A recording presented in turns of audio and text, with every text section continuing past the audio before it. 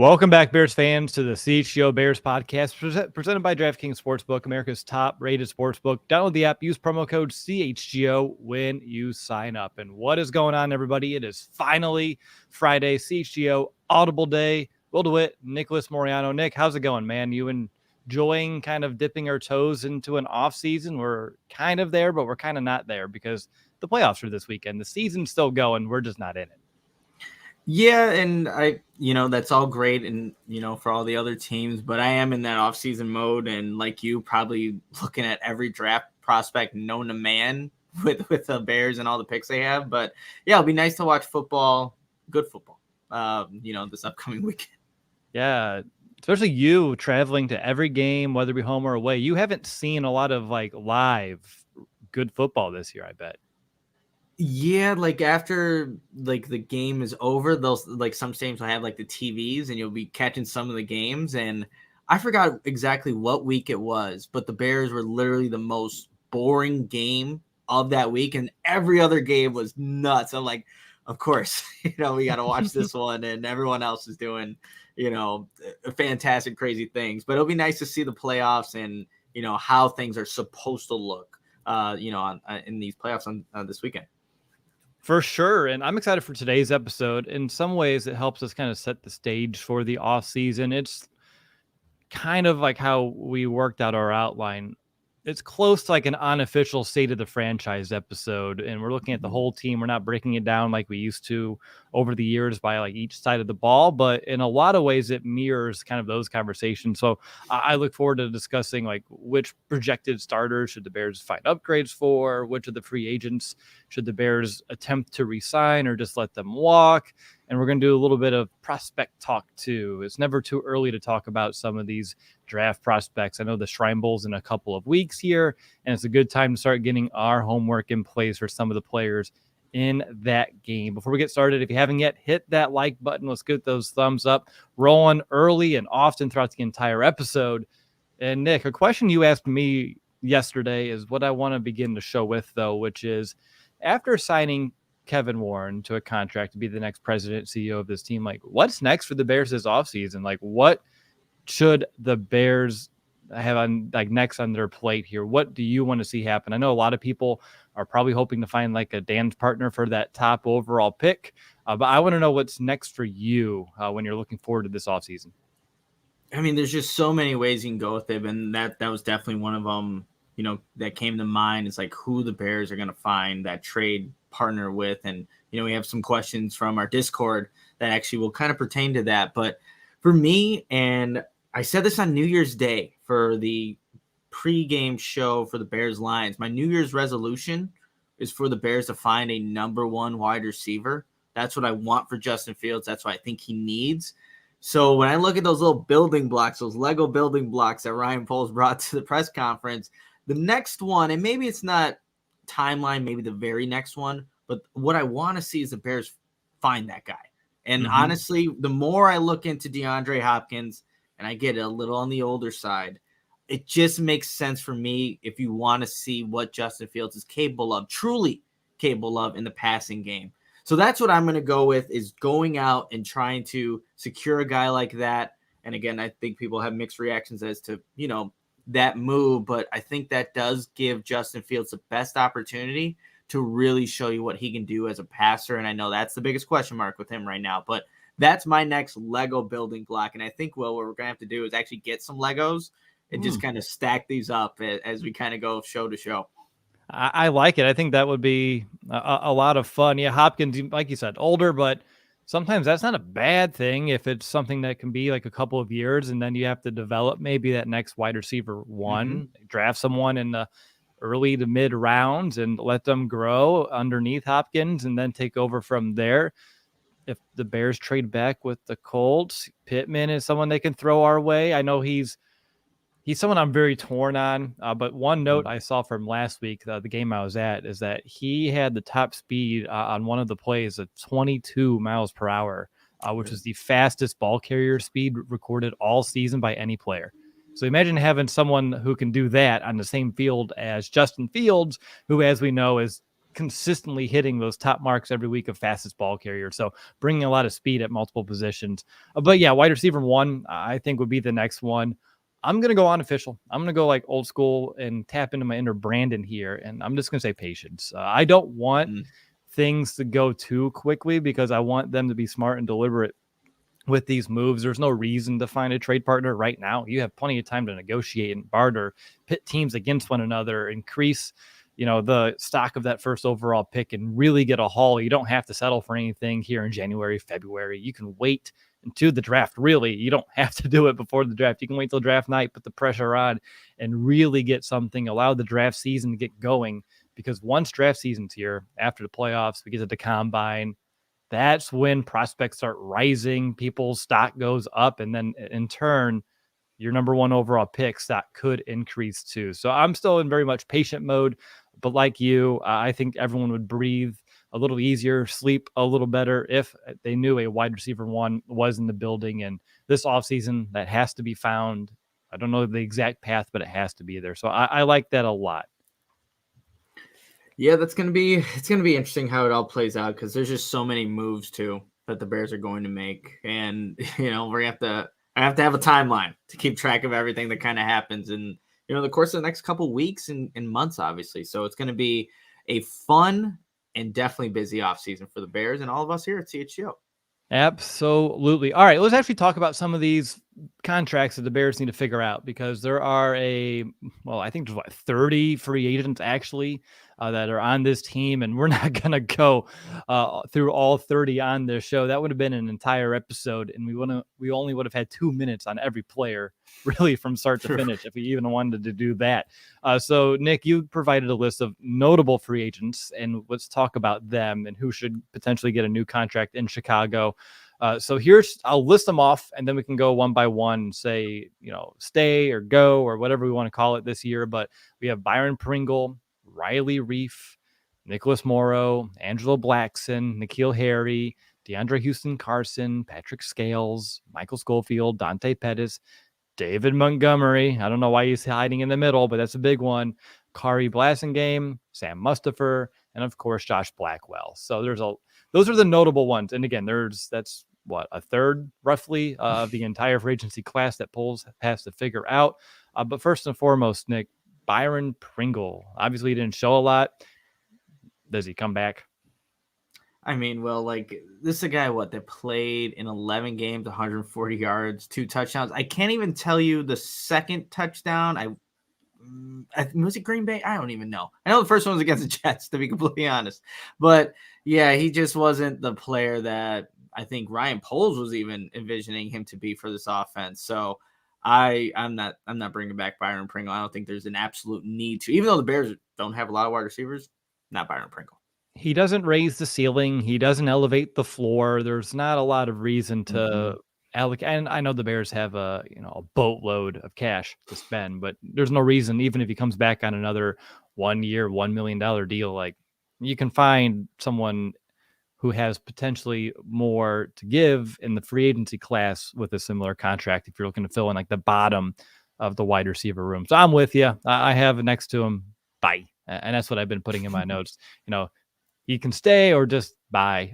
Next up is Riley Reif, swing tackle, someone that did have to step in a pinch. Didn't play great, but he did provide serviceable play at that. What would you do with Riley Reif this offseason? Well, I think it was telling what Ryan Poles said right in his end of the year press conference. He name dropped Riley Reif out of nowhere. It's I wasn't expecting to hear Reif's name at this end of the year press conference, but he did. So, and he did play, I don't know if he was, again, as a veteran, someone that didn't have a starting job initially, but, came in and had to, play that position because nobody else was really stepping up to the table to do it. I would bring back Riley Reif, but again, it's more that swing tackle. He's not the guy going in. You should have competition at the right tackle, but that is someone that just stepped in and at least was somewhat serviceable. So I'm bringing back Riley Reif.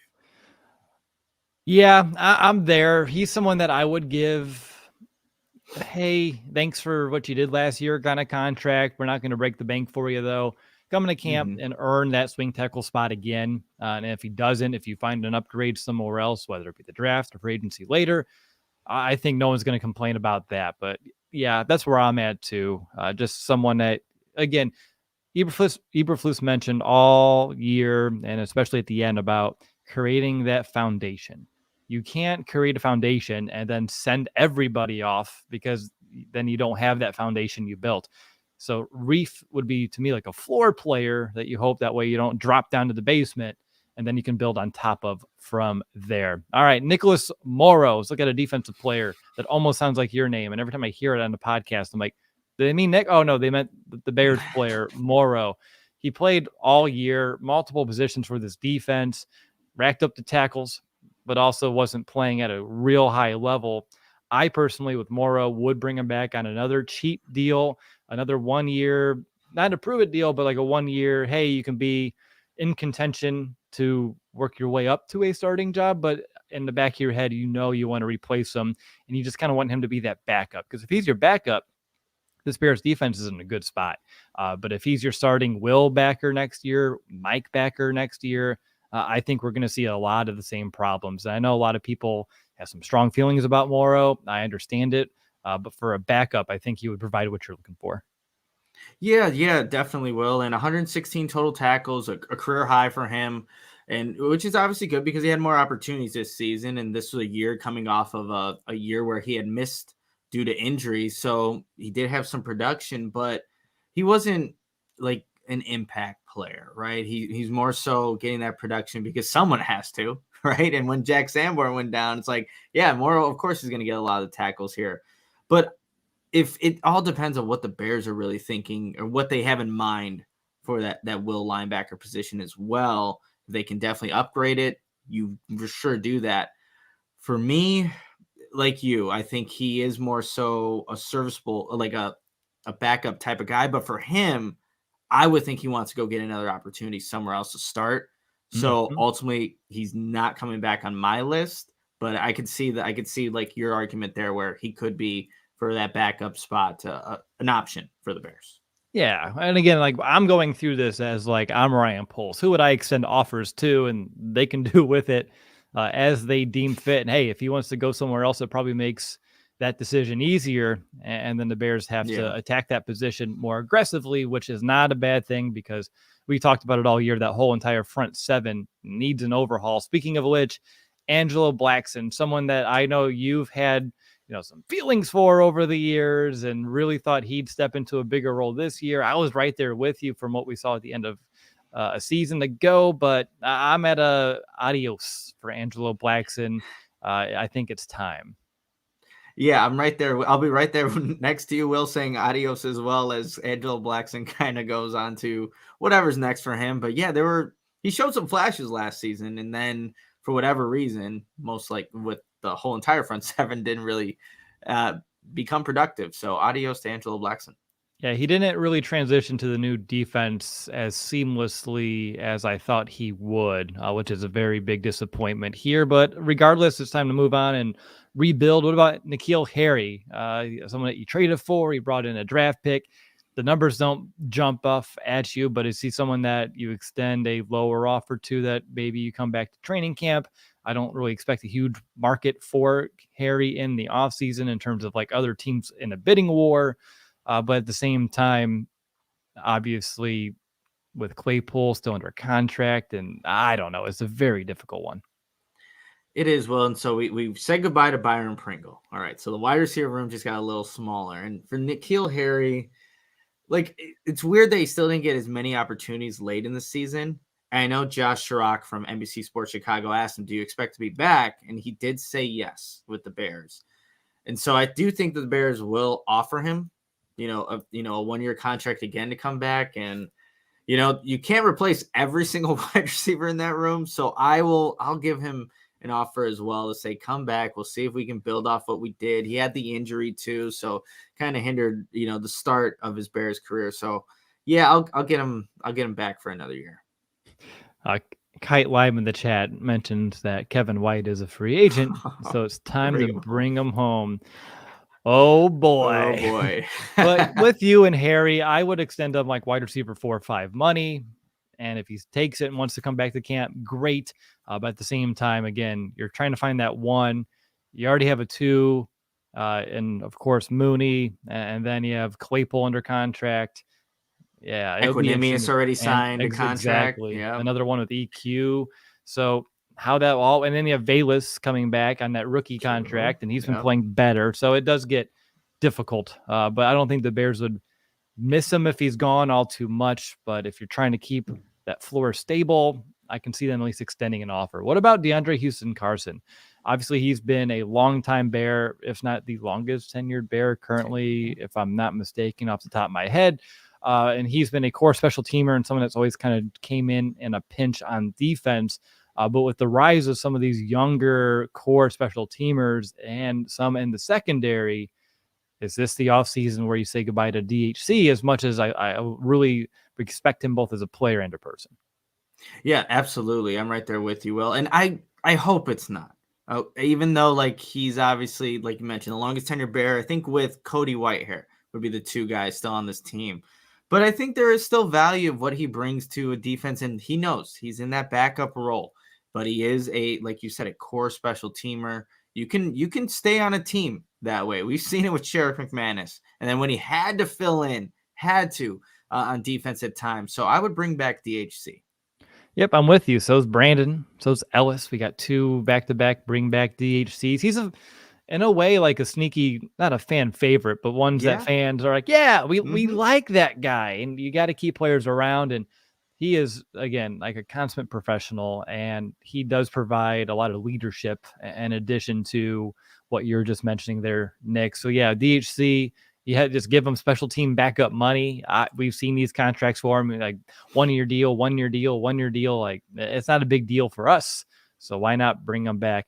Same thing with Patrick Scales. I don't think you need to fix what ain't broke, right? Unless someone has a long snapper in mind that they absolutely need to have on the Bears. I'm same with you, Will. I would bring back Patrick Scales, and if it's not broke, don't fix it. What about Dante Pettis? This is our 3rd wide receiver now on this list. I say wide receiver 5 money. He wants to come back to camp, see how it all shakes out. Great. If he wants to go find somewhere else to go to maybe carve another role, because again, he had his numbers. I think I mentioned this on After Dark, but the numbers he posted this year were his best since his rookie year in San Francisco, coming out of the 2nd round. So for him to kind of have that bounce back and prove he still has a little bit to play with, then I'm good with them trying to bring him back on a really cheap deal. Understanding though that if it all kind of shakes out, he's wide receiver 5 at best. Like, that would be the ideal situation with him. But what about you? So Jimmy Tony has an interesting comment here. I mean, Pettis didn't muff punts at least, and he didn't, but he was just so up and down, as a receiver. There was just you can go back and watch the Bears, and there are 3rd down opportunities that he had in multiple games, and he just didn't come down with the catch. And that bothers me, because it should bother like Justin Fields as well. I mean, he wanted to give his guy an opportunity, and he just didn't capitalize it. For me, I don't think they bring him back. If I'm Ryan Poles, maybe you do send him that 4th, 5th guy type of offer. But ultimately, I don't think he comes back. Yep, that's exactly it. And here's a big one, though. And again, for some reason, smushed in the middle of this list. David Montgomery. I think we would both say bring him back if the money's right. If I'm just going to guess what you're thinking here. But just based off of his actions on social and, taking the photos on the field after the game and going up to Justin in the locker room and giving a big old hug, I feel like he knows. And even Poles, kind of like how he was talking about him earlier this week, it all just smells like Montgomery isn't coming back. Although, again, if the money's right, I wouldn't complain. It just doesn't feel like that's the plan. Yeah, no, it's weird. So, okay, that hug that happened between Fields and Montgomery, it was very playful too. Like, he came up out of nowhere in that scrum. He's like, "Bye, Justin." Like, David in the locker room is very, I don't know, animated at times. Sometimes he doesn't want to talk to reporters. Sometimes he does. But it did feel like, especially after the game, kind of reminiscing. I think the words he said, but it's money talks. Like it's as a running back, you should want to go get the most money anywhere you can get because your career is not going to be as long as some other positions.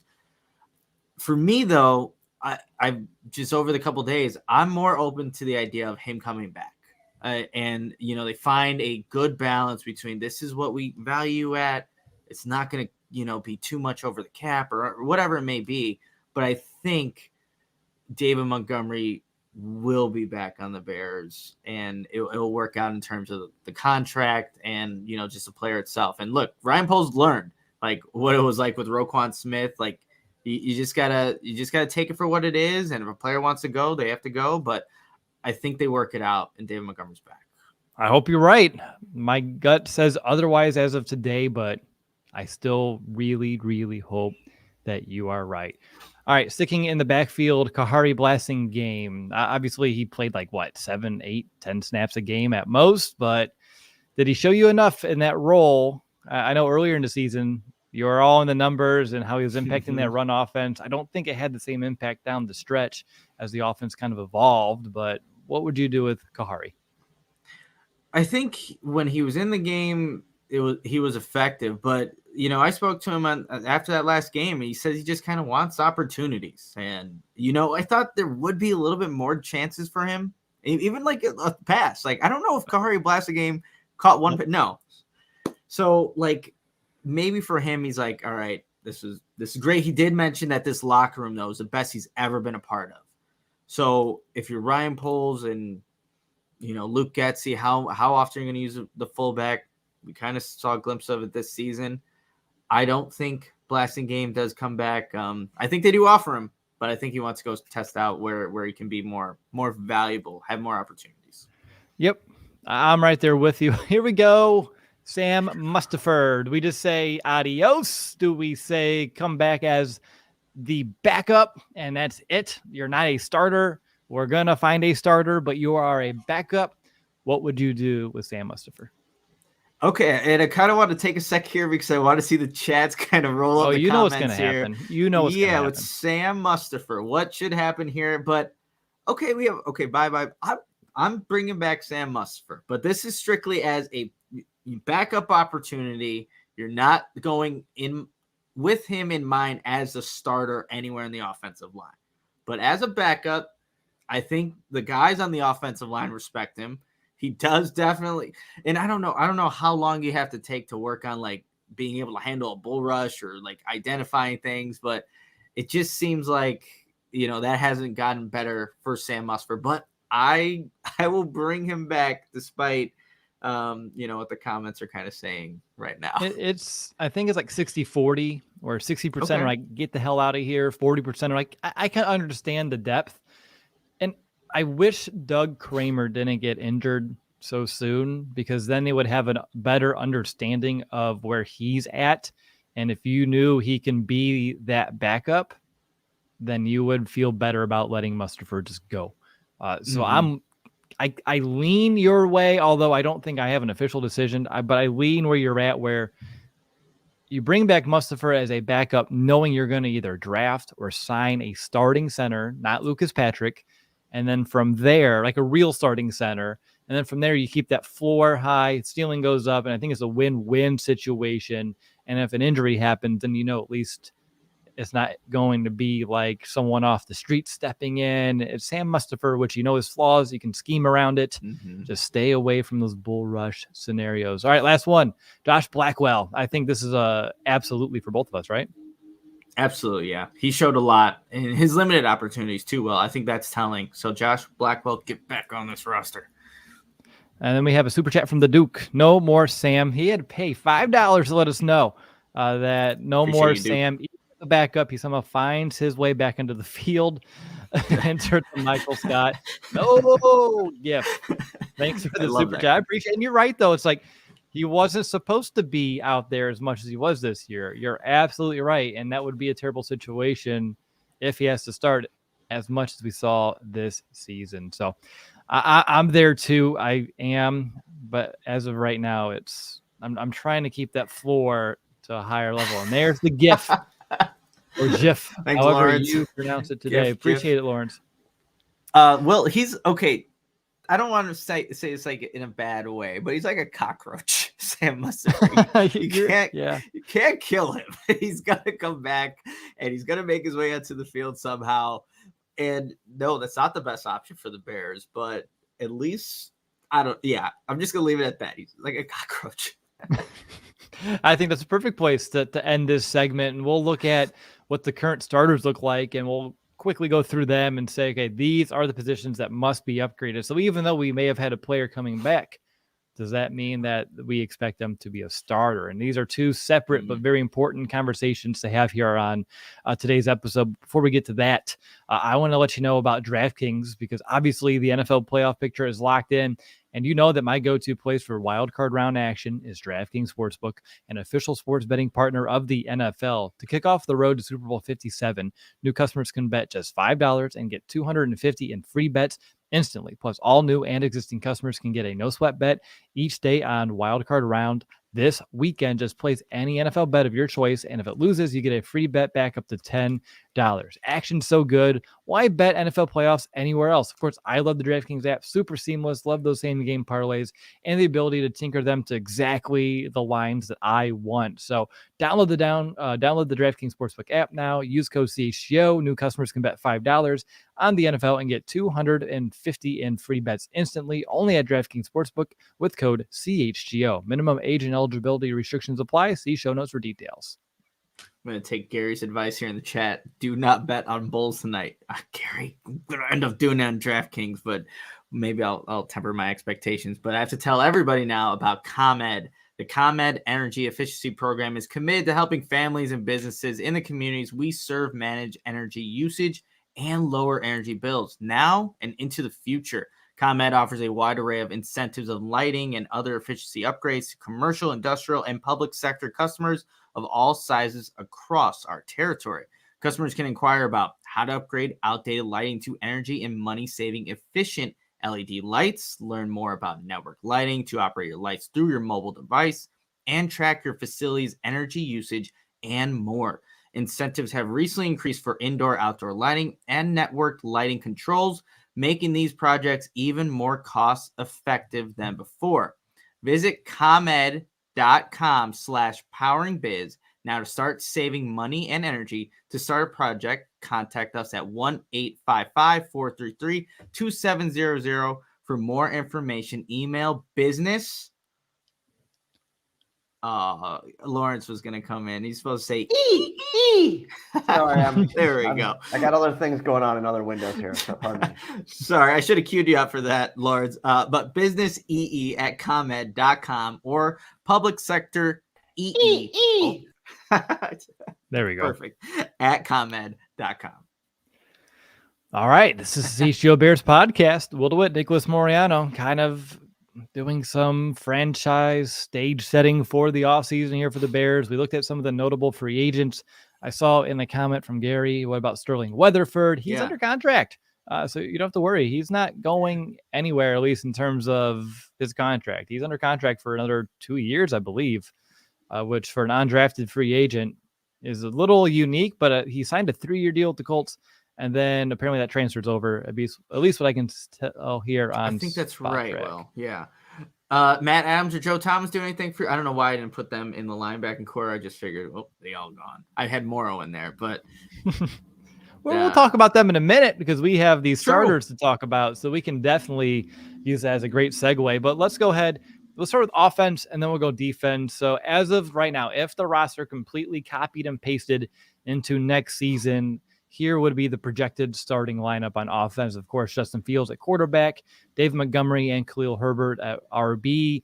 At wide receiver, the top three would be Mooney, Claypool, and St. Brown. Tight end Cole Kmet. And then your offensive line from left to right would be Braxton Jones, Cody Whitehair, Lucas Patrick, a healthy Lucas Patrick, Tevin Jenkins, and Riley Reif. So that would be the 2023 starters as of today, if you just, again, copied and pasted the roster into, say, September of 2023. So as of right there, Nick, what would be like the first position that you say like it has to be upgraded? Do you expect Montgomery to come back? See, I don't. So running back to me does become a need because I think Herbert can be your 1A or 1B, but I still would like to have someone that I know you can kind of use in spell situations like we do Herbert now. I like having that two-headed monster in the backfield, something I do find useful, but that's where I'm at. Like if I'm just going down the list. Yeah, no. So obviously our list will differ because I do have Montgomery coming back, like you were just mentioning. But I talked about it, like wide receiver 1. Like I would want somebody to push down that entire 3 guys right there. So you would, let's say it's DeAndre Hopkins, then Darnell Mooney, then Chase Claypool, Equanimous St. Brown, obviously still in the roster, but now he's not your top 3. He's your 4 where he probably should have been, but wasn't playing that this season for the Bears because they absolutely needed somebody. Another position, though, you look at Cody Whitehair and what, just again, what the longest tenured Bears here back in 2016 with DeAndre Houston Carson. But you're looking at that position too, Will, as someone where if you're Ryan Poles, can you find someone that is better at that position than Cody Whitehair has been playing? And if so younger, obviously you're going to take both those into consideration. But honestly, you could look at both the tackle positions if you really wanted to. I know Braxton Jones, Ryan Poles even talked to him in his end of the year press conference, played every single snap that he could, did some really good things on the field. That Detroit game really showed you what he needs to work on, getting into the weight room. But left tackle, Riley Reif, we just talked about it. If the Bears bring him back, he shouldn't be penciled in as a starter like he was on that list. So you're looking at a bunch of positions of need and really that need upgrading to go into 2023. Yep, I'm right there with you in terms of receiver. I have Mooney coming back, but as a 2, Claypool coming back as a 3, St. Brown as a 4 or a 5. That's where I'm at there. Cole Kmet, lock. Braxton Jones, it's interesting because of he did get all that experience. They're talking him up, but he did give up double the amount of pressures of anyone else. He gave up 40 pressures this year. Mustipher was second on the team, and we all like to throw him under the bus, but he only gave up 19. Braxton Jones, I get it. He's a rookie. We hope he develops. It'll be a really big offseason for him, but the Bears do have a chance to get a staple, a franchise left tackle to protect Justin. You really can't sneeze at it. You will have to heavily consider it. Cody Whitehair, like you, I don't expect to be back or should be upgraded upon. We saw a dip in his play over the last couple of years, and really injuries too are starting to pile up for him.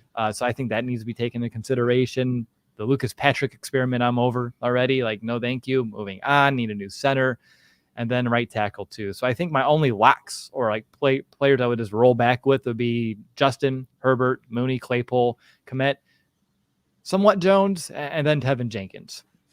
It's kind of where I'm at. Those are probably the guys. And let's say you do upgrade the left tackle position. Could you potentially move Braxton Jones to the right side? I don't know. We haven't seen that with the Bears, but again, that shows you how much work that it might not get done this offseason because there's just so many things that need to get upgraded for every position when you look at it outside of quarterback, which I know there's been some talk about that. No, not happening. Not today. But yeah, there's a lot of work, and that's just the offensive side. We also have a list of defensive players that we need to look at too, Will. Yeah. So I'm at for offense, 4.5 new starters, give or take, probably more 5. And then on defense here, and oh boy, here's the projected starting defense if we carry it over to next season. So left defensive end, Trevis Gibson, left defensive tackle, Mike Pennell Jr., right defensive tackle, Justin Jones, right defensive end, Dominique Robinson. The will linebackers, Nicholas Morrow. The middle linebacker, the Mike will be Jack Sanborn. Sam is Joe Thomas. Then your left corner is Jalen Johnson. Strong safety, Traquan Brisker. Free safety, Eddie Jackson. And the right cornerback, Kyler Gordon. Can we at least start this off by saying the secondary's good? We can roll with that secondary. Well, that was my exact thought. You read those last 4 off of okay, that's fine. I'm good with that. I'm good with how that secondary just kind of ended there. And then you kind of work your way back up. You work your way back up that list, Will. Look, we talked about Travis. We'll just start at the very top at left defensive end with Travis Gibson. From what he showed this season, he does not deserve to be penciled in as a starter. He needs to still develop. He still needs to work back being into a 4-3 defensive end. The production wasn't there. So you definitely need to find a guy that you can upgrade at that position. Mike Pennell, he was a fun guy to watch in training camp. Mm-hmm. No way did I think he would be someone that you had to actually rely on, because guys like Angelo Blackson and, other players just didn't show enough. So yeah, you got to find upgrade at that. So that's 2 for me. Justin Jones is interesting because they were also experimenting with him at end, and now he's, 3 tech here, but you can also find an upgrade over Justin Jones if you really needed to, but I guess I'll leave him. And I don't know, Will, do you want Dominic Robinson too? I'll replace. You need to have a starter there as well. For you, does that differ at all from the defensive lineman? So the defensive line, it's pretty much you just need to start shoving those ends down. Travis Gibson and next year Dom Robb need to be off the bench guys. They need to be part of the rotation. They are not the first guys on the field. I think I can live with that next season if they are, say, Gibson's the 3rd defensive end and Dom Robb's the 4th on the depth chart. All right, cool. But you do need, in my opinion, to find 2 starting defensive ends. And we don't even have him listed because he's not a starter, but Al-Quadin Muhammad is not it. He shouldn't, if he's a 5, great, but I talked about his contract and cap situation. He's someone I would be fine moving on from after this season. That's how disappointed I was in his play. Justin Jones, and I know the fronts differ because you can have him be the 3 tech on one snap, move him out to the edge on another, have him lined up in the A gap on the following. It's kind of interchangeable, kind of versatile depending on the play. But I think he can be a starter next season. But in terms of you want to find that dominating 3 tech, great, go do it. And then he can move over and be more of that nose tackle in this defense. But again, that can all change on any given play. Your 3 tech could be lined up in the A gap. You can be lined up on the edge. They can all move around.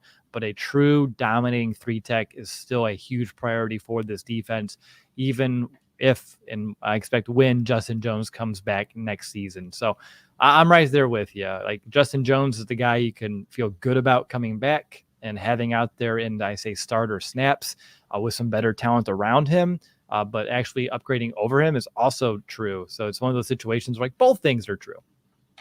No, absolutely, Will. And for people who are watching on YouTube right now, go tune into this poll question that our awesome producer Lawrence put up. It's Friday 13th. What scares you the most about this Bears offseason? We got the NFL draft, free agency, future stadium plans. I kind of have a feeling where that's going to end up going. But going, from the defensive line now to those linebackers, Will, Nicholas Morrow, Jack Sanborn, Joe Thomas. And I think this is an interesting question from Joshua Davidson. Or not even a question, it's a statement. Sanborn is the only one in the front 7 who should start. Out of all the, obviously the defensive linemen as well, you can make an argument for that. Obviously Justin Jones is under contract. He is still penciling at the start. But what you just talked about, you got to find, you want a dominant 3 tech. Justin Jones is not that. And Jack Sanborn, he showed he's a good football player. I don't care that he was an undrafted free agent, whatever. Jack Sanborn can play. So, yeah, out of those guys, we talked about it. We're looking to upgrade possibly Nicholas Morrow. You need to find Joe, a strong, and actually Joe Thomas maybe could be considered to come back. I know we didn't talk about him, but you're also going to be a nickel. So that should have also been something maybe put in this list here as a nickel cornerback. But we also like Josh Blackwell, right? Yes. So maybe he's the guy that gets those reps there. But not a lot of guys that you're hey, he needs to be back on this Bears defense. Nope. I'm right there with you in terms of finishing the front 7. Sanborn showed plenty enough for me. He can come back. He could be the Mike.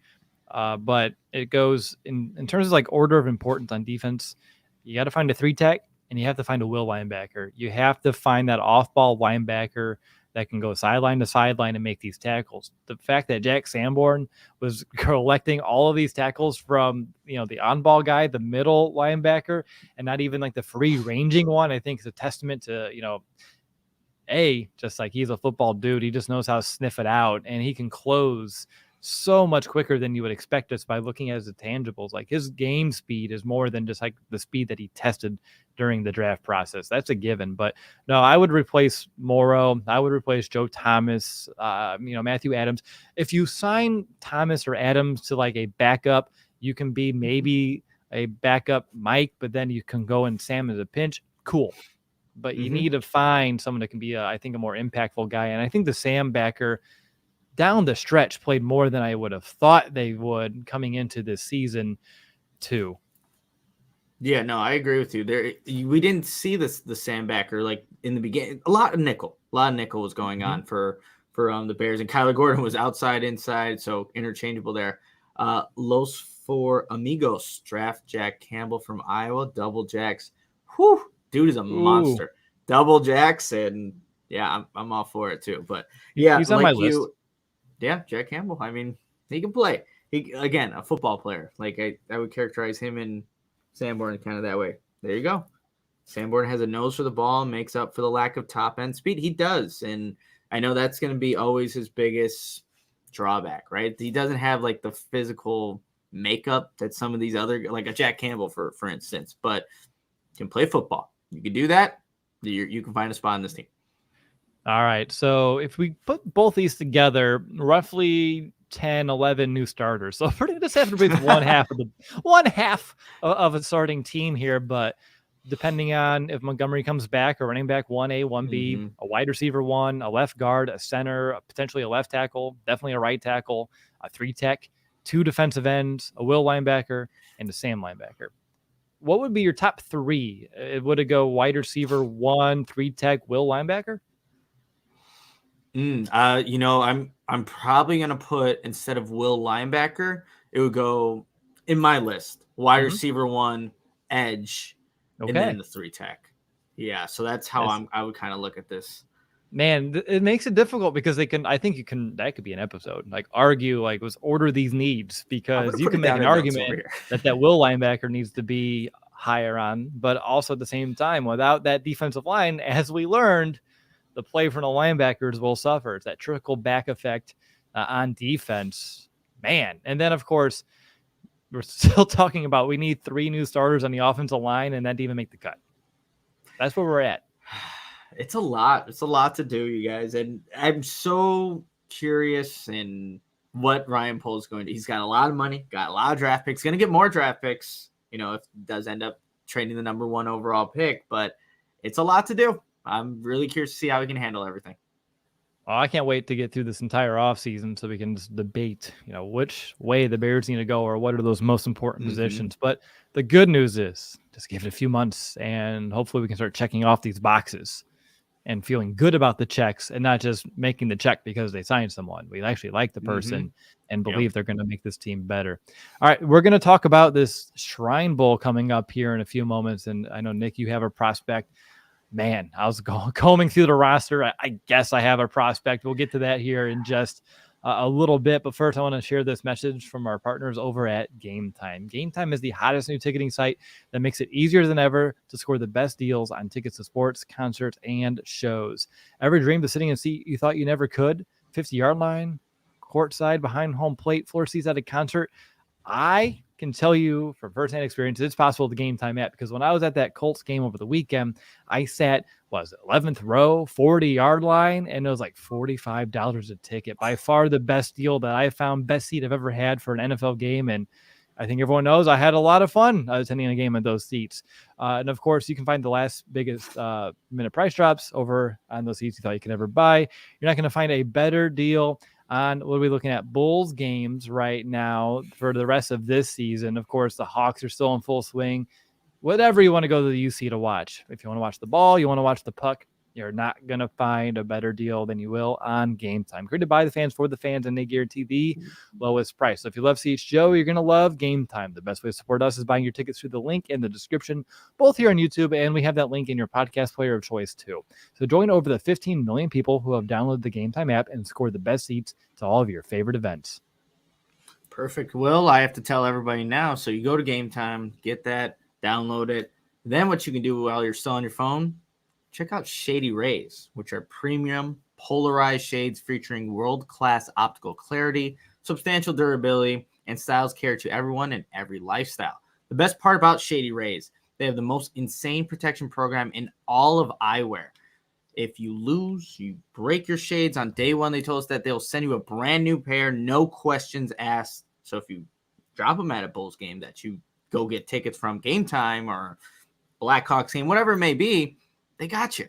And even with that strong of a protection program, they still managed to make quality that can tell you seems like any high quality glasses that I've ever owned in the past. So, and Shady Rays customers seem to agree with over 200,000 5-star reviews. Exclusively for our listeners, Shady Rays is running their deepest deal of the season. Use code CHGO for 50% off 2 or more pairs at shadyrays.com. Buy one, get one free. You can get 2 pairs for as low as $54. Redeem only at shadyrays.com, where you can find all the newest and best shades. Good stuff there, Nick. Let's talk about this Shrine Bowl coming up. And of course, we have a few weeks until the game, and we can take this spot every week to maybe highlight another prospect if one kind of jumps out as we continue just preparing for the draft. A lot of work between now and scouting combine, and I'm very excited to just dive in, head first and just get into all of the weeds. And honestly, it's the most fun I've had in a couple of months after how the season kind of ended there for the Bears. But Nick, you shared a prospect, and by and large, I think that's the biggest name in this bowl game. Correct me if I'm wrong, but I combed through it, cross-referenced like my short list at all these positions, and it was not as many as I was hoping, but I have a couple. I'll share one today, but I'll let you kind of share your big prospect that you're paying attention to in this game and why. Yeah, so the prospect is Zay Flowers from Boston College, wide receiver. Not only is he a good football player, but it's also obviously we were just talking about earlier in the show, a position of need for the Chicago Bears, just adding more playmakers for Justin Fields. But this is a guy that has led the Boston Eagles in receiving yards for the past 3 seasons. And what immediately stands out is his speed, his burst off the line of scrimmage at the snap, his ability to create separation on over routes and post routes in the middle of the field. And what he also shows too is the ability to make defenders miss when he does get the ball in his hands. You saw a lot of times Boston College would just draw up a drag route, a simple screen, and see what Zay Flowers could do. So all you have to do, like if you want to go check out his highlights, definitely do that. Zay Flowers, Boston College. You can look it up on Twitter, YouTube, whatever it may be. But this guy's a playmaker, and he was pretty versatile in how they used him outside in the slot, got some jet sweeps. The biggest thing that's going to, I think for, NFL teams when they're looking at Flowers is probably his size. He's listed at 5'10", 172 pounds.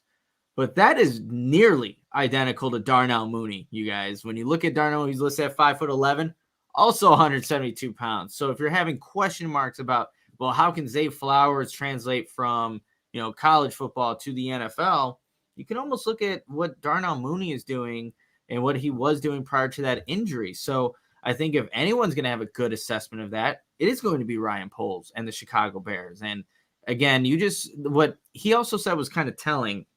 If the Bears don't go get a number 1 wide receiver, Ryan Poles is also like, we do like to have a group of guys they can spread the ball around to. So maybe Zay Flowers can enter into the mix. But that's definitely, if you're going to watch the East-West Shrine Bowl game, watch Zay Flowers, Boston College wide receiver, and see what he's capable of doing, raising that draft stock and maybe getting the attention of the Bears. Yeah, no, I think that's a great prospect to highlight here. As you mentioned, position of need kind of fits the bill, and he gets a chance to kind of put his game on display now and raise that stock heading into the combine. So it's a good opportunity for him, and I'm excited to see if he seizes that.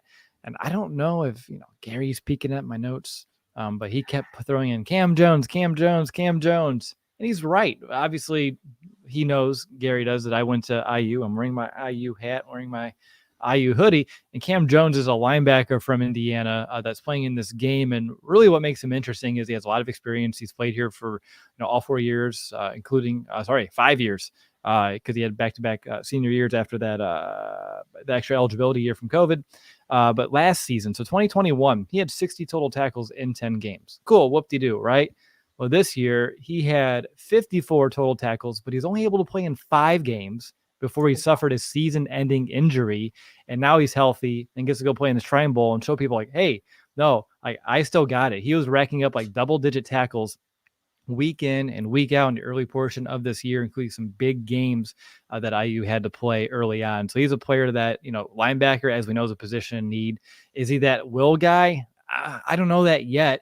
But if you're looking to maybe draft a young player to step into like that Sam backer role, I think Cam Jones is a player to keep an eye on now. Right now, his draft stock isn't really all too high, but this is why he's in the Shrine game. Have an opportunity to show that he's that player that was there before the injury, that was racking up all those tackles, making these tackles for loss, getting after the quarterback and bunches in the Big Ten. So that's a player that I'm looking right now. There's a couple others that I'll highlight as we kind of get closer to the game. Maybe throw out some pronunciation guides too, because they're both like, huh?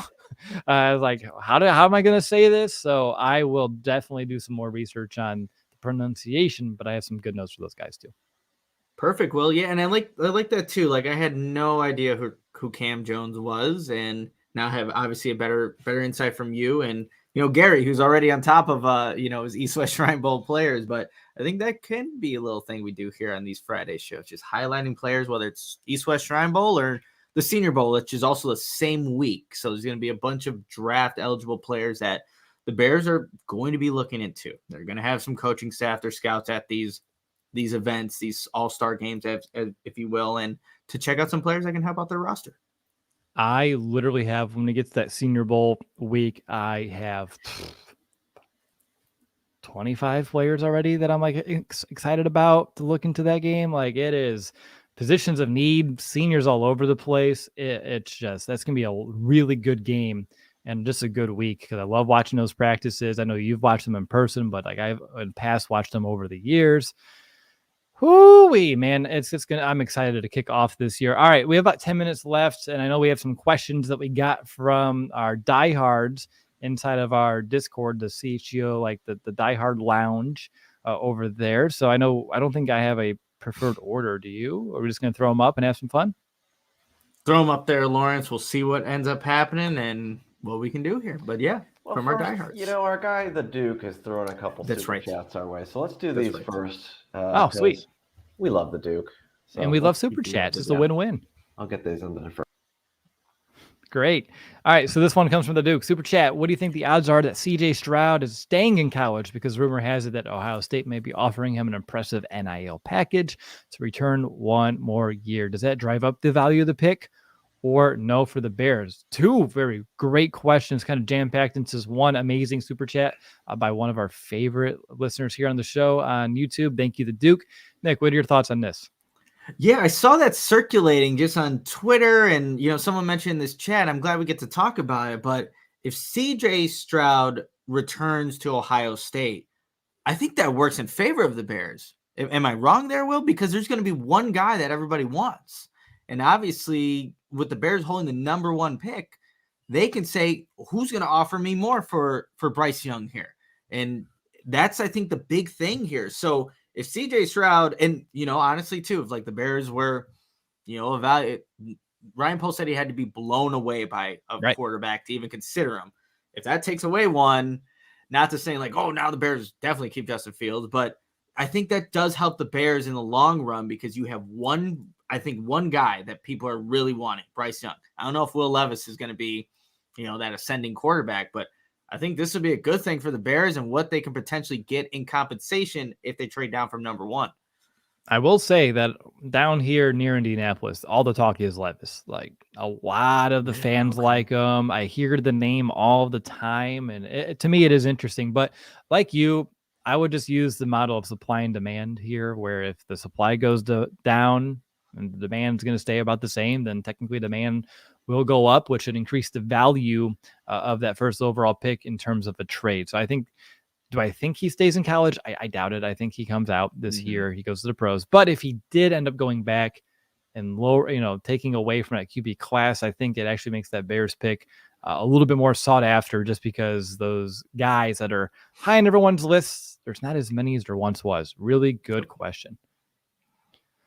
And then the other one, whatever happened to Sterling Weatherford? We heard all the Colts were angry to lose him because he had great traits. Why aren't we seeing him? And that's been my question. I have no idea why we haven't seen him. the Bears were just ranting and raving and applauding themselves for having the most snaps of rookies for the year by like over 1,000 snaps for this team. They were giving everybody experience besides Sterling Weatherford. And if you're wondering, like, who is Sterling? Why are we talking about him? Based off of what I saw in the preseason and heard about and have written and read about, he was kind of the Jack Sanborn of their preseason. Like, remember, Jack Sanborn was turning heads in training camp in preseason games, and then it took him a while to get out there in regular season action, and he kind of backed that up. Sterling Weatherford did the same thing for Indianapolis. He was their top guy. They're hoping to hide him on the practice squad. They got a little bit too cocky in that regard. The Bears cleaned him off waivers, but he just kind of sat there and didn't do a lot other than some special teams play. And I was hoping to see more too, but I don't know why he didn't play. I don't know if Nick, you have an answer, but apparently he didn't show enough, or they're just really trying to hide him till next year. But I'm assuming, based off of everyone else getting experience, he just wasn't ready yet. Yeah, and he did have a concussion the same game that Jaquan Brisker and Kyler Gordon had concussions. He got one there. And then there was another injury, or I think he had an illness, if I'm not mistaken. But so he did go through some things during the course of his rookie season here at the Bears. But yeah, I think that's, he's under contract, right? So you definitely want to see what he's capable of. Like, you don't have any for sure penciled in starters at the linebacker position, as we kind of detailed earlier in the show. So 2023, you would hope, is an opportunity to see what a Sterling Weatherford can do, and if he can impress his coaching staff with now being in year 2 with them. So that's hopefully what the plan is for a guy like that. But yeah, really good question, because I thought at some point we'd see him get some defense snaps. He did get special teams, but you do want to see what he's capable of doing at the linebacker position. If it would have played out where Sanborn got thrown into the mic and played exceptional, Weatherford had his chance at will because he's a little more athletic, a little quicker, former safety, and then you have two guys playing at a high level or playing really good that are undrafted free agents as rookies, like that gives you so much flexibility on how you can build this defense. But we don't have that answer. So you do have to go out there as of now and find that top starting will linebacker to kind of help this defense play at a higher level next season. All right. I think that does it for the Supers, unless there's another. Yeah, there we go. Yep. So time for the mailbag. Time to do some mailbag questions. So from McBacon over in our diehard chat, if the Colts were to be the Bears trade partner, what do you think is a realistic expectation for a return? And they've been vocal that they will throw everything at the kitchen sink if needed. Yeah, move heaven and earth, I think, is what Chris Ballard said. Like that just sticks out, right? Heaven and earth. Okay, so I was looking at, trade packages, and shout out to Larry Mayer, who wrote about this in his Chalk Talk this week. And this is not like exactly the same, but it's the most recent big trade out in the top 3 that we can kind of look at. So the Dolphins traded down from number 3 to number 12 with the 49ers to go get Trey Lance. So Miami obviously got that 12th pick, but also received a 2022 first and a 3rd round pick and a 2023 first. So They had the first in 2021, 2022, and 2023. So if you're looking at the Bears with number 1 and the Colts would be number 4, you're thinking you're getting the 4th pick. You're going to get a 2024 first, and it is only 3 spots as opposed to the 9 that the Dolphins went down to go right. So their pick will have more weight. Yes. So do you get a 3rd first round? I don't know, but if they want to move heaven and earth. Yeah. So I don't know with those Colts. They have been in quarterback hell with all the QBs that have played there since Andrew Luck has, been, he retired, right? So I think he wants to get this right. So if it's 3 firsts, a couple of seconds, a 3rd, like I can see that happening when you say those kind of things. And I think Chris Ballard means it too. It's a big play on move heaven and earth. Like I think there is, some weight to it, but yeah, it's difficult to gauge exactly what the Bears would get in a trade back scenario. I honestly wouldn't even rule out a player. Maybe you go get Pittman. Maybe you make you make Adam happy, and you go get Alec Pierce, someone that he really wanted the Bears to draft last year. Hey, bring him on over. You can do that. You can bring Buckner, like you mentioned. You can rip away Leonard. crazy. I spent a lot of money, but hey, maybe, I don't know. And then you still have Quentin Nelson, who had a down year, but bring him on, bring him over. Bring them all over. But when it comes to realistic, I think what you mentioned was about right. But also, if they're serious, and also the Texans being in the middle does help the Bears use that as leverage. I think you could also get a player in return too. And Floof's reuniting with one of his guys on defense, not a bad thing as well. So I think that's a really good question. And as we go through the offseason, maybe we'll get a better idea. But in the NFL, things change, and I feel like the prices always go up. Inflation, it also affects the NFL. Absolutely. All right, from our good friend Matt Gregory, in a potential Bears trade back scenario, what do you think Ryan Poles will value most? 2023 picks, future picks of 2024 and beyond, or young, proven, and controllable players here in the NFL already? That's a really great question.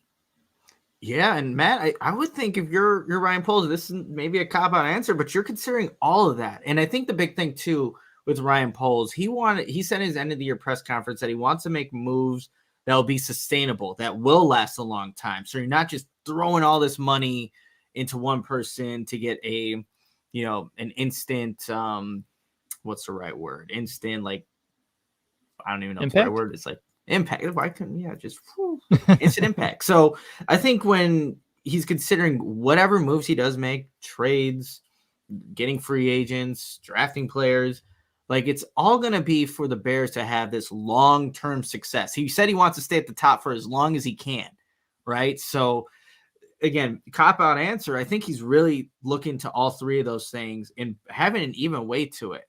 But for me too, like just to throw into what I think he should consider, you want to get also the best value. We thought the plan was to get a better evaluation of Justin Fields in year 2. Didn't really get that out of a passing game. But God, you need to have that as a priority in year 3. Absolutely needs to happen. So that would also be something on the bucket list to consider as you're weighing all your options here. For me, like you, I think all three are in play and should have their own kind of weight. The one thing I like though about just even 2023 draft picks and future, if you're wanting higher rounds, is I look at draft picks as extra capital. Like it's not always going to be a player, but it could be a bargaining chip that you can use to either move up or down the draft board, maybe acquire other players that become available for a trade later in the offseason, early in a regular season, and it allows you to be more flexible to build your team moving forward and having, more than just your normal allotment of draft picks. And if you can just roll those over every single year and you're rolling into this draft with, hey, I have 2 picks in the second every year almost, or, like 3 years in a row, and you can just keep trading those down if a player's not there, and you just keep stockpiling picks, and then you can use them at your will. Like, that's what I would love to do. That's how I play my franchise mode. I know it's a video game, but like it does mirror it in some degree.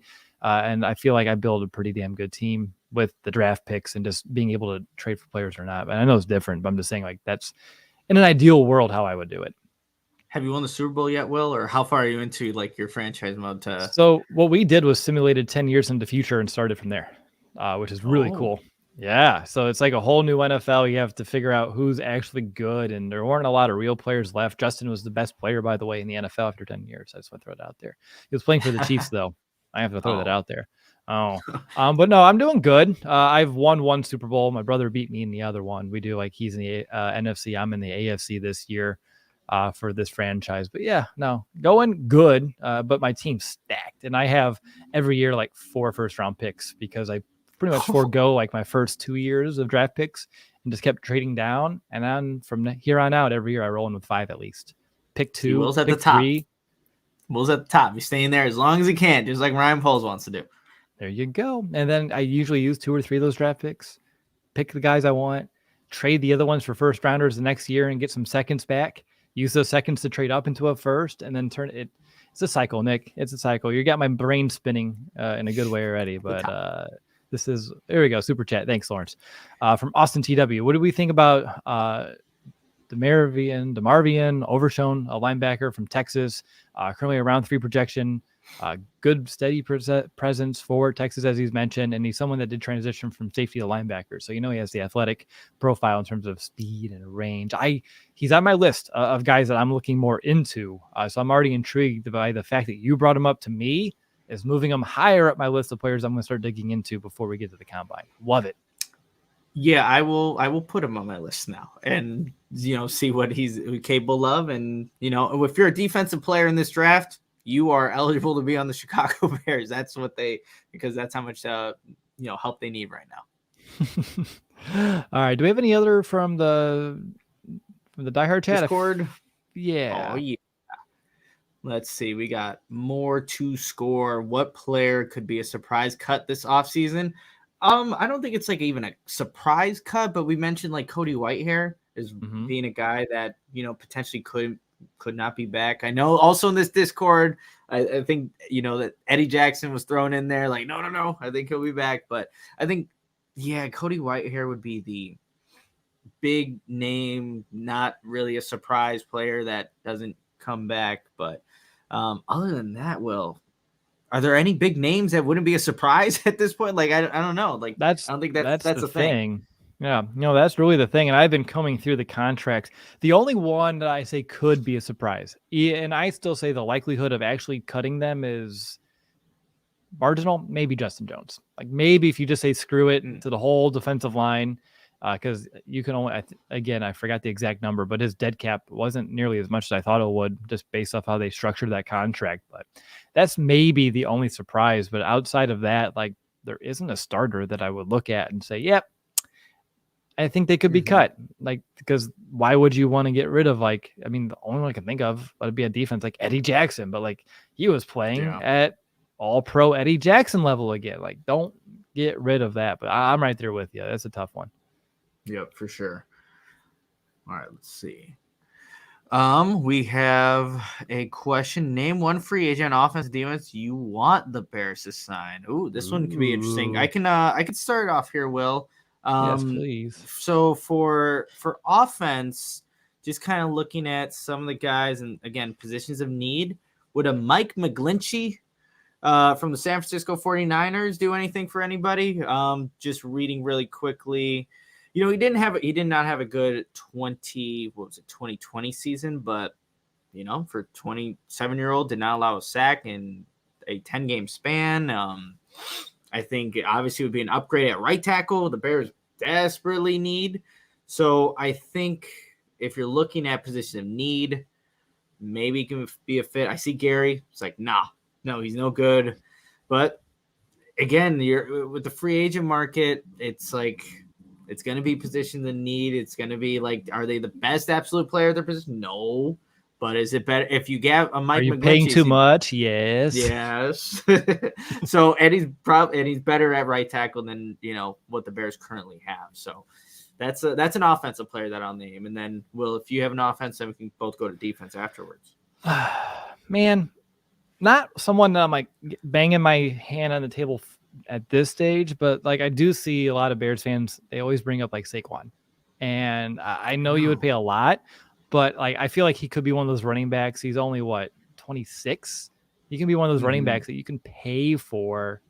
And I still expect to have good production for a few years in a backfield of Saquon and then also having Justin. Like that makes as a defense, that is very difficult to defend. So he's just someone that I see a lot that it's like not terrible, but I don't know. It's really difficult. Maybe on defense, Clowney, if you're looking for a defensive end and you have some money to spend, you can go with, Clowney as a free agent. The thing about having this conversation now, and that makes it difficult, is that you just don't know who's going to re-sign yet.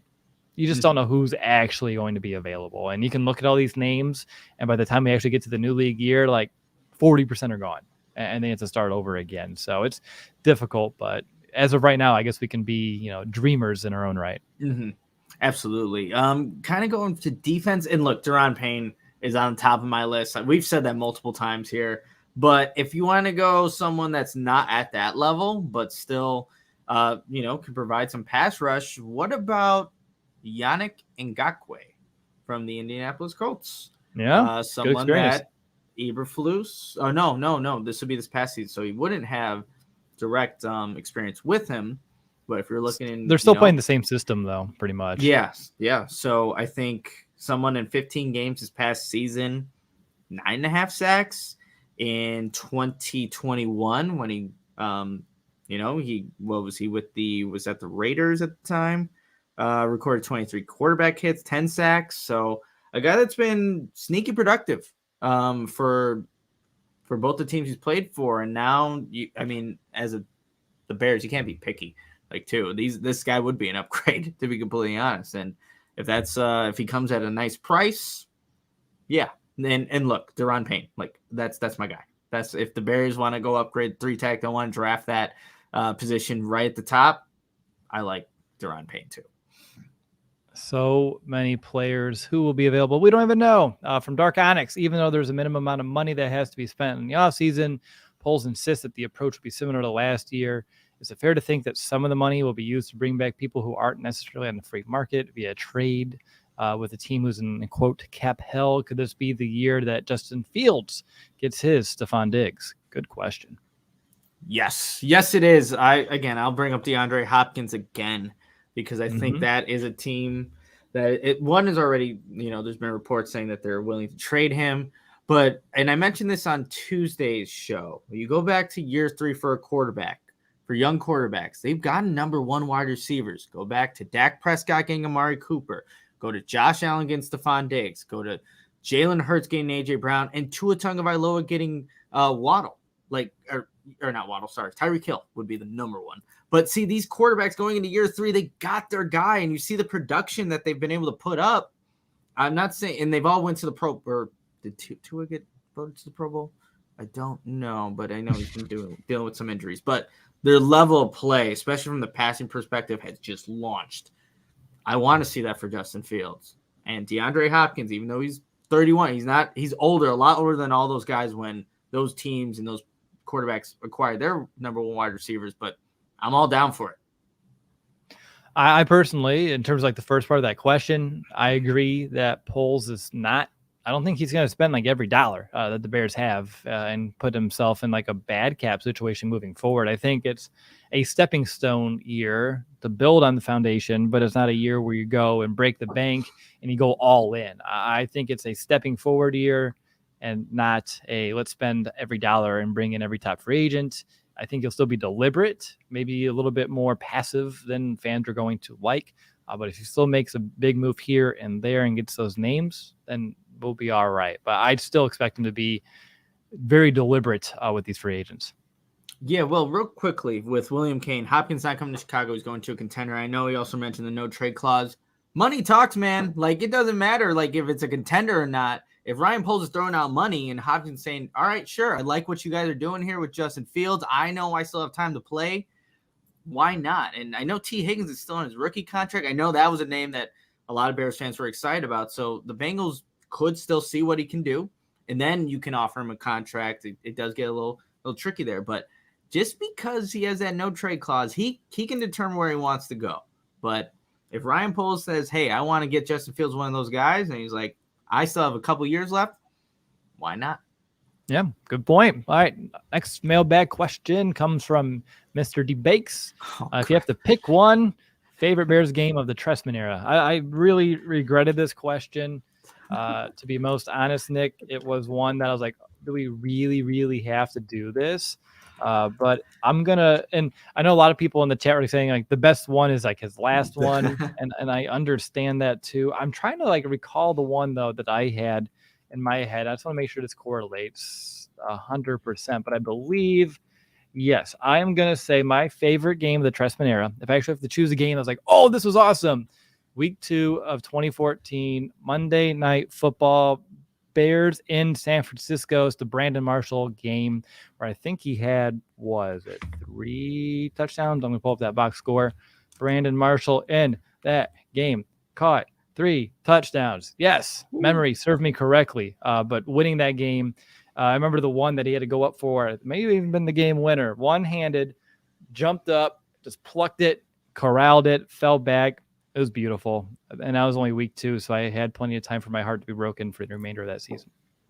Boom. Okay. Thank you, Gary. I was looking like the Dallas game, right? Monday night. It was the 45-28. That was Josh McCown. Yes, yeah, that was Josh McCown. So they absolutely destroyed the Dallas Cowboys. And I was like, I have the 2013 schedule here, which would be Mark Trestman's first year with the Chicago Bears. What a year is right. But Dallas Cowboys 45-28 would be, I guess, my favorite one and also the last one.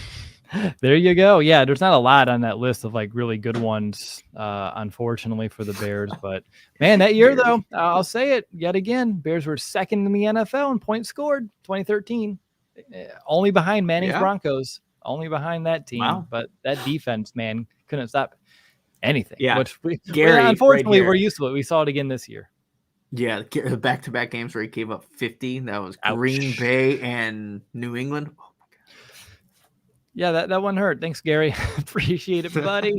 All right, next mailbag question we got is from... We're all done with our mailbag. Nobody. Oh, sweet. Yeah, I read that. So what about that extra super? Or extra chat? Well, there's a good chat here. That's the one thing I was going to bring up here is from Sophisticated Thoughts. Ooh. ... I'll get out of here. Sounds good. So from Sophisticated Thoughts ... comes, what do you guys think of Ryan Poles swinging for the fences and going for Chase Young, Washington Commanders, and their 16 overall pick and a second and a fourth this year? Now, obviously, Chase Young would be huge get. I don't know if I drop all the way down to 16, though, Nick. I think that's the one thing that hurts. It definitely does. And I guess what are the Bears going to try to target there, or are you trying to trade that back as well? Then it gets really interesting. Obviously, you get your edge rusher. Mm-hmm. You still need your 3 tech. You still need a wide receiver. You still need tackles. So it does that. Sophisticated Thoughts. I like it's outside the box too. I hadn't even thought about any of that. But realistically, if you're trading down, man, for the Bears, you want to stay in the top 5. You really do. Yep. I feel like if you go out of the top 15, you want to get at least another first year after. I know you got Chase Young coming our way, but in terms of like draft capital you're giving up, like I feel like you would want to get more in terms of draft capital back on top of just the one player, although it's a hell of a player that fills a huge need. So I like you said, out of the box, love the thought, but it doesn't sell me right out of the gate. I appreciate it there. I think we did it, Nick. I think that's a show.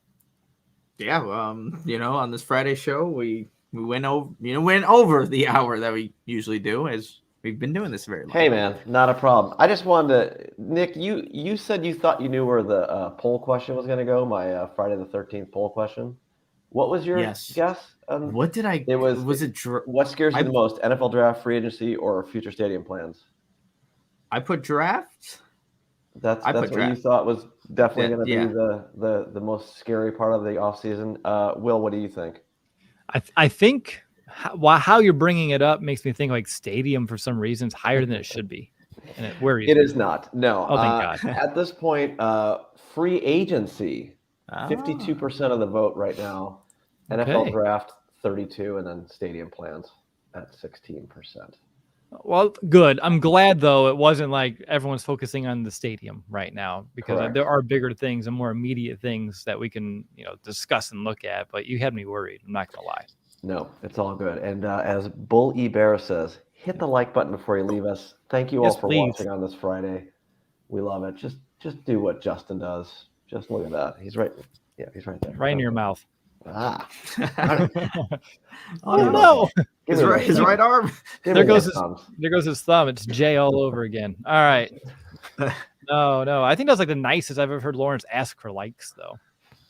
I do like to yell sometimes, but it's Friday, so it is Friday. You're right. And then we got one more super chat that just came in from the Duke.